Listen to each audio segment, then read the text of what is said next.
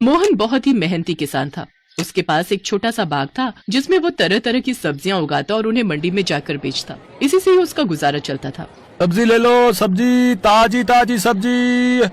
बहन जी, आज लौकी लेकर आया हूँ। ताजी ताजी लौकी उगी थी और आप कई बार बोल भी चुके थे, तो सोचा आज लेता ही जाता हूँ।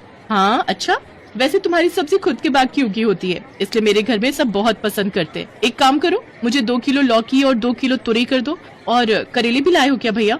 अब तो गर्मियों की सब्जियां शुरू हो गई हैं, तो करेला तो बहुत पसंद करते हैं सब। करेले भी ले आना। ठीक है बहन जी, मैं कुछ दिनों में करेले भी रखूंगा। आप मंडी में अगली बार आओगे तो आपको करेले जरूर मिलेंगे। हाँ मोहन भैया, करेला है क्या? नहीं साहब, कुछ दिनों में करेले की फसल बस होने ही वाली है, फिर आपको ताजे ताजे करेले मिल जाएंगे। हाँ ले आना, मेरी माताजी को करेले बहुत पसंद है भाई, और वो तुम्हारे ही बाग के करेले खाती हैं। उस दिन मोहन को करेले के लिए काफी ग्राहकों ने बोला। घर जाकर मोहन अपनी पत्नी मालती से बोलता है, मालती, आज मंडी में बहुत लोगों ने करेले के लिए पूछा। मैं सोच रहा हूँ इस बार गर्मियों में अच्छी बिक्री हो जाएगी।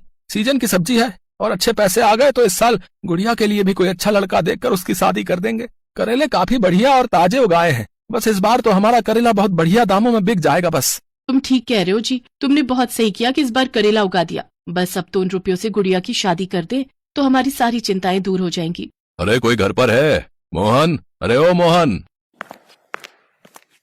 नमस्ते महाजन जी, कैसे हैं? आइए आइए, मैं खुद आपसे मिलने आने वाला था।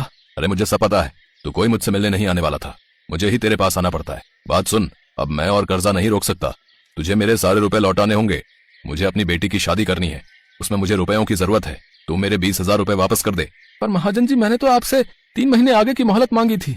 अभी तो कर्जा देने के लिए मेरे पास 3 महीने का समय बाकी है। मेरे पास अभी इतने पैसे नहीं है महाजन जी, मैं इतनी जल्दी पैसों का इंतजाम कैसे करूंगा? अरे मैं कुछ नहीं जानता, कहीं से भी इंतजाम कर, पर मुझे मेरे पैसे चाहिए।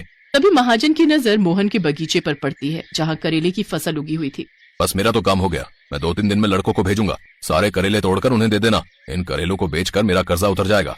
मालिक ऐसा न कहो, ये सारे करेले बड़ी मुश्किल से मैंने उगाए हैं, अगर ये आपने ले लिए तो मैं इतने महीने तक क्या करूंगा?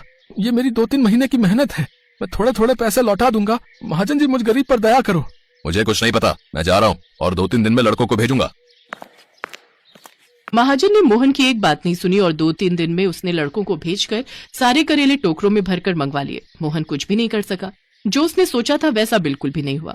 मोहन और मालती दोनों चिंता में घुले जा रहे थे। गुड़िया भी अपने माता पिता को चिंता में देखकर दुखी थी। माँ बापू, ये लो कुछ खा लो, मैंने दाल चावल बनाए हैं। सुनो, थोड़ा कुछ खा लो ना, बिटिया ने अपने हाथों से बनाया है। हाँ खाता हूँ। मोहन की आंखें आंसुओं से भर आती हैं। तभी उनके दरवाजे पर एक साधु बाबा आते हैं। बाबा को कुछ खाने को दे दो, बहुत भूख लगी है। माँ, दाल चावल तो इतने ही थे और पतीले में नहीं रखे। बिटिया एक काम कर, इसमें से थोड़े चावल अलग करके बाबा को दे दे। बापू, अगर मैंने ये चावल बाबा को दे दिए तो आप भूखे रह जाओगे। घर में और चावल नहीं रखे बापू। कोई बात नहीं बिटिया, बाबा को ऐसे द्वार से खाली लौटाना भी तो ठीक नहीं, तू उन्हें ये दे आ। गुड़िया भी थोड़े से दाल चावल साधु बाबा को खाने के लिए दे देती है। साधु बाबा वहीं द्वार पर बैठकर भोजन करने लगते हैं। बाबा, आप ये खाओ, मैं आपके लिए पानी लाती हूँ।